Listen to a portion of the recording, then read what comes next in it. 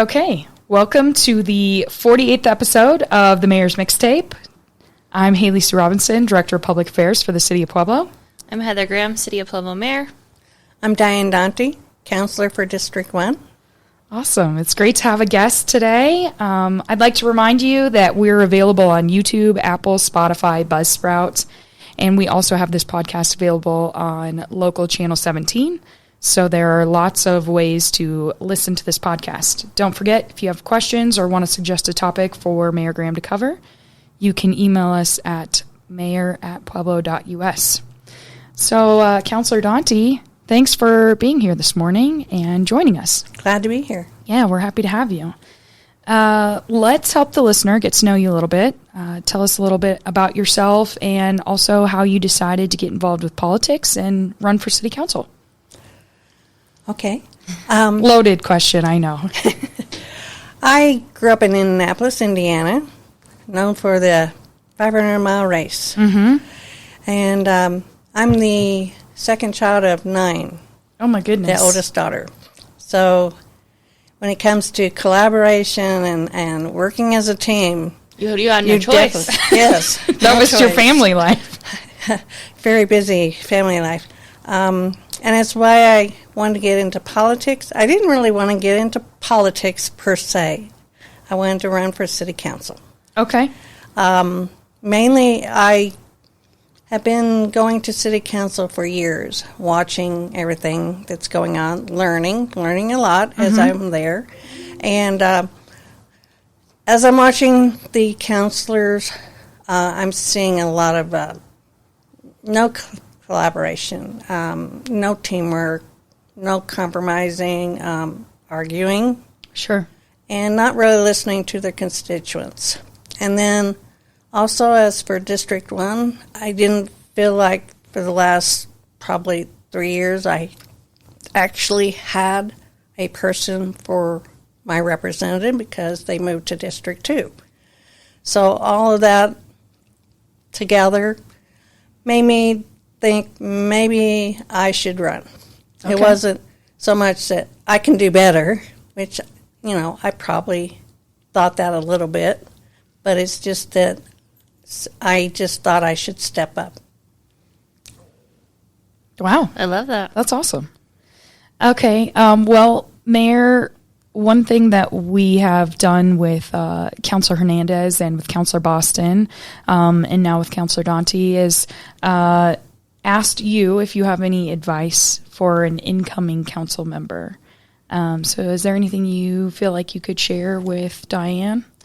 I mean, since I was on city council, Dianne was a frequent flyer of the city council meetings. So, like Dianne, I got involved because I didn't like what was going on when I was coming to the city council meeting. So I can appreciate the fact that that's why she decided to throw her hat in the ring.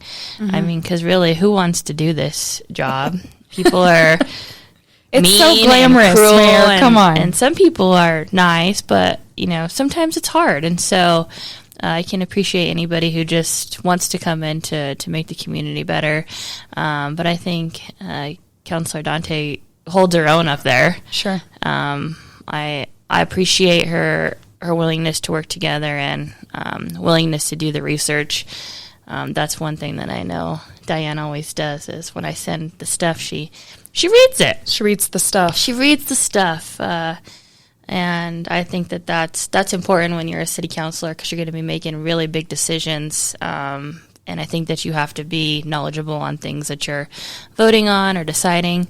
And if she doesn't know, then she asks the questions. So sure. That's another thing that I appreciate because there's so much to this job, especially as being a new counselor. You've been a counselor for 2 months now, and you've already had some significant projects and issues come before you. And so I think your ability to pick up on those issues and the willingness that you had to come to city council before, I think that's been very helpful in the process of being able to know what's going on in the community. And I think you have an advantage over some of the other council people who didn't do that for the last few years. Well, thank you. Yeah. Well, you've been coming to council for quite a while, but Dianne, what made you move to Pueblo then, since you're not from here? We got to ask the question. My husband Okay. was born and raised here. Okay. And so after several years of living in different cities, Okay. which were Austin, Texas, Dallas, Texas, near Saratoga Springs, Okay. traveling around, enjoying the United States, basically. He decided that his mother was like 97 by the time we decided to move back here. Okay. And he wanted to spend some time with her because he hadn't been spending much time because he had been gone since he graduated from college. Sure. And so we moved back and spent time with her, and she lived to be 100 years old. Oh my goodness. That's fantastic. Yeah. Wow. Okay. Because, that is like the question. If you're not from here, how did you end up here? Right. Everybody wants to know. Well, we traveled up here constantly every single year. So I got to see. You got to know Pueblo. Yes, I got to know Pueblo very well, and I started falling in love with it, It took a while because his parents were such homebodies. Oh, sure. And we've been coming up here for several years, and by the time our children were like around probably 10 or 11, I was finally introduced to the city rides. Oh, at City Park. Oh, wow. Yeah. Okay. So You had no idea we had all of that. And didn't really know much about the Riverwalk at that time either. Okay. We got taken there once by his sister Okay. that lived here in Pueblo. And it's just like, oh, wow, this is really neat. And I started falling in love with the city. So since we're on that track, could you tell us what is your favorite thing, or what are your favorite things about Pueblo? Because I know it's hard to pick one thing. Oh, I could pretty well pick one thing. It's the Riverwalk. Really? Yes, I love the Riverwalk. Okay. There's so many, the paddle books, all the museums. They're great. Sangre de Cristo, I go there and I take some of their classes. They've got a glass fusion class that I've taken. Oh, cool. So I really enjoy taking classes, learning new things. There's just so many things to mention, The slab, that was beautiful after it got repainted. And that's in your district, so Yes, that's exciting. That's in my district, yeah. And I've just been introduced to the Big Hill Open Space Park. Oh, okay, yeah. So, and that's in my district, so. Very cool. Yeah. Okay, so you did mention a couple things. Even though you said the Riverwalk's number one, there's a few things you really like about Pueblo. Yeah. Wonderful. Well, Counselor, can you tell or can you share with us some of your goals for 2026, or even what you maybe want to accomplish over the next 4 years during your term? There are several things. Okay. One thing is I want to collaborate with my co-counselors to create an ethics guide. I believe that, when ethics complaints come to the city council, it's looked at by the lawyer, and this is all legal. And it may be illegal, but that doesn't mean it's ethical. Okay. So I would really like to see an ethics guide created and put into place. Okay. That's one of my first goals. My second, I got a lot of them. I'm not even going to number them. Okay. One of your other goals. One of my other goals is to look at the homeless and see if we can find a space for them to be when they're not able to access the Pueblo shelter. Okay. As well as maybe get more space for them because when it gets really, really cold, they run out of beds. Sure. So we need another space that we can house them during the really cold weather. Sure. Another one is Black Hills. Our franchise agreement's ending in 2030, and I think we need to look now, start looking now on what we're going to do, because we don't want to wait until the last minute. Sure. Say, oh, it's ending now. Let's think about this, Sure. We need to think about it now. So I was thinking that maybe getting our Energy Commission to start working on this would be a good idea. Now my mind's gone blank.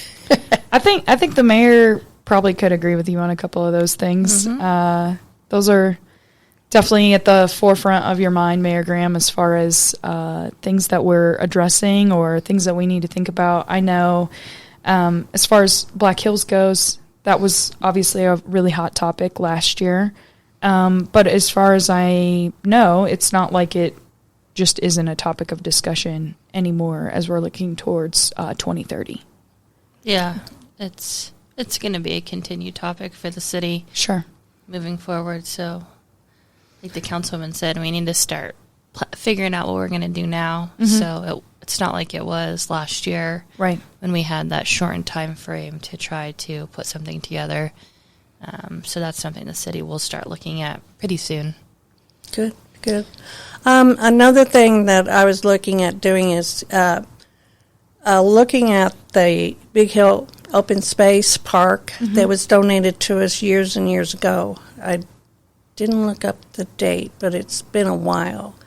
And I got all the paperwork on it from one of my constituents, and the paperwork has it designated to have a jogging and walking trail all the way up the hill.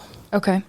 And supposedly the top of that hill is the highest point in Pueblo. Oh, wow. I don't Yeah. think I knew didn't know that. either. Supposedly. Okay. And so, there's some endangered plants there and some endangered species there. Okay. And I'm thinking this would be great for the, students, whether Sure. they be high school students or elementary students or even college students, to go and actually physically see these plants and species. Sure. So, So an educational opportunity Yes, as well very- as developing the space. right. Okay. So I was thinking, I'm thinking that the paperwork said that there might need to be some restrooms created, Okay. and maybe some parking space. So some amenities to add to it. Right. Great. That was another one. And then I had a thought on the Riverwalk, getting a food court on the Riverwalk. Oh, cool. Not necessarily one that serves full meals, Sure. like the restaurants, because those can bring in some sales tax money, but people don't go to them quite as often as they go to, like, the coffee shops. And I'm thinking coffee shops, donut shops. A little more grab and go type of convenient Right. food. Right. Something Okay. that somebody can grab, maybe sit down and drink it, and then get up and just walk the Riverwalk while Sure. they're eating or drinking something, That sounds Yeah, fantastic. you have to They're all sit to down. the bean, or if you want to grab a cup of coffee and walk the Riverwalk, it's not. If I understand correctly, though, I do think the Leonardo da Vinci Museum is going to have some outdoor cafe space, and I think they're going to have gelato, like Hopefully they have gelato. real gelato. I hope, or maybe I'm just willing this into existence. If it's a true Italian museum, then we need true Italian gelato. True story. And then they have talked about coffee, but I think from a convenience factor, just for those of us who love to walk the Riverwalk, or when we're attracting visitors, those are great ideas for how we can encourage folks to enjoy the Riverwalk. Right. Great, awesome. Okay, thank you for sharing your goals. I'm sure we'll learn more about them as you continue on council, and as folks get to know you better, they might bring some ideas forward that then you can champion forward for your district as well. Yes. That's fantastic. Also, you serve on quite a few different boards and commissions. Can you tell us why those positions are important to you as a counselor, and if you have any plans on those while you're serving in your capacity as a city councilor? I know you're just now starting to attend those boards and commissions, so She was it on might some be boards and commissions though before you were a councilwoman, right? Nonprofits. Nonprofits. okay. I when we got here, we looked at how expensive electricity was and Sure. decided to put solar on our house. Okay. That got us involved in the renewable energy. And Sure. there were several nonprofits out there to do with renewable energy. And one was REOCA, which is, I have to think about these letters, Renewable Energy Owners Coalition of America. Okay. Okay. Very long name. Yeah. But basically, it got created because I think it was 2019 that the Black Hills was trying to make the solar net metering a separate class. Sure. And raised the rates really high. And it's just like, well, that's why we put solar on, so we wouldn't have high rates. Right. And it would be detrimental to the whole solar industry if they raised it. So that's how I got involved with that one. Of course, Okay. they were not allowed to raise the solar rates, so that was a good thing. Okay. And then from there, being I was in energy, working on energy that way, I got involved in Pueblo Energy Future, Okay. which was created by somebody that was well known through REOCA. And then from there, I got involved in Bring Power Home, which was the Sure. first time that we tried to terminate the franchise agreement. So those are basically all the ones on energy. So I'm like real energy advocate.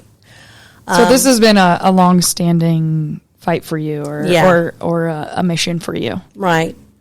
And, climate change and everything going on, it just makes sense. And then, I was seeing a lot of homeless people, and I was hearing bans on the homeless and things like that. And I wanted to get more involved in something other than energy. So I got on the Homeless Commission, Okay. the original one. And I eventually resigned from it because it wasn't the way it was being run. I was not happy with. Okay. And the mayor saw what was going on with that mission and decided to, Rein it back in. yes, It was Restructure. large. 36 people. Yeah. It was. Well, and there wasn't a quorum at all times because Yes. there was Right, 36 folks. Yeah. Yeah. It is good to have so many folks who are interested and passionate about helping on our in-house community. But when it comes to boards and commissions, honestly, when you get over like 10, you can get to like 12 and it's okay. But you get more into those higher numbers and then it just kind of spirals out of control because we all have opinions, right? Mm-hmm. And if we're on the board of commission, then we want to share our opinion. And then that was one choice that I made when I came on council, that I wanted to be on the Homeless Commission. Great. So working with the Homeless Commission, one of my goals being to help the homeless get a designated place to stay. We're working on all that and Great. and increasing the number of beds. So Okay. I'm also on the Fountain Creek Watershed District. Yep. That's a different kind of a item that I'm not used to working with. Sure. I mean, I like to save water at home, but to learn about the Fountain Creek and how it comes all the way from like Monument all Yep. the way down to Pueblo, and to learn about all the situations that can come up with that Right. creek. It's been a very learning experience. It's a big learning curve. I can say that I really didn't know as much as I do now until I started working for the city. So I do understand that it's kind of a lot to wrap your head around. Right. And the other one I'm on is on the library board, which we haven't met yet. Okay. It's still early. Well, I've been told that I will only meet once or twice when they elect board members, and then I guess I say, okay, I approve them or something. Sure. So, or you ask the tough questions in case you don't. Okay. Well, that's fantastic. I know that's one thing that we tend to have more regular updates about you as counselors and your attendance at these boards and commissions. So we'll learn more about your seat and your representation on those boards as you have a little more time under your belt. But I'm glad to hear that you've been able to be in some positions that are important to you and that reflect some of your goals that you have while you're on council as well. Thank you. Okay. Well, anything else that you think that the listener needs to know about you, Councilor Danti? I'm sure there's lots that we need to know about you, but just kind of as a peek in, you run a campaign and you want folks to get to know you, but then you're on council and it's a different type of get to know you now. It's right. The work is here, right? Yes, the work is here. I just want them to know that I'm listening, that I'm listening to my constituents. Sure. I don't want them to think that I'm just got my own agenda. Sure. Their agenda is my agenda. I'm here for them. You're here to represent your district. Yes. I can also say that you're very responsive. I've sent you a couple of emails and you respond pretty much right away. So I think that's very helpful when folks are trying to get a hold of their representation. So that's helpful. So thank you for that. Even if you're not my district counselor, I still appreciate it. You're welcome. Anything else you want to add, Mayor? Short week this week. It is a short week. It's a busy week. It is. It's always busy. Yeah. Yeah, absolutely. And it's windy today. I know, gross. So I'm just watching it. Yep. So everybody stay safe out there. Yeah, absolutely. Well, speaking of a short week, we do have a couple of upcoming events. Thursday, February 19th, this Thursday, is the Building Back Bessemer Town Hall. The City of Pueblo and Pueblo Urban Renewal Authority will be presenting the first of multiple town halls regarding the Building Back Bessemer initiative. And that is this Thursday from 6 to 8 at the Steelworks Center of the West, located at 215 Canal Street. Come learn about the renewal of Bessemer and give us your feedback about how to build back Bessemer. Also, Wednesday, February 25th, which is next Wednesday, is the Pueblo Transit Open House at Barkman Library in the community room from 5:30 to 7 p.m. Come to the open house and ask your zero emissions questions. Those are good questions that I'm sure Councilor Danti would like to know about the new hybrid fleet upgrades, and also find out about the plans for a new Pueblo Transit facility. So a couple of those things. Anything else I'm missing, Mayor, for upcoming events? I don't think so. Seems really busy, but I only had those two announcements. Yeah, we have a pretty large work session. We do. Agenda tonight with a lot of good information. We have the Goodnight Barn, information on the Pope Block building, updates from our legislators. I'm giving a quick refresher on the half-cent sales tax. Okay. Criteria ordinance that's on second reading for the 23rd. Next week. And then we have a couple executive sessions, so we're going to be busy tonight. A couple executive sessions? Yeah, okay. We're going to be busy tonight. All right, very busy. Well, Counselor, thank you so much for joining us this morning. We appreciate it. Glad I was here. Yeah, absolutely. And I'd like to remind our listeners that if you have questions or topic suggestions, you can email us, mayor@pueblo.us, and you can find this podcast on Buzzsprout, YouTube, Spotify, Apple, wherever you get your podcasts. Please like, subscribe, and share with your friends. And we will see you next week.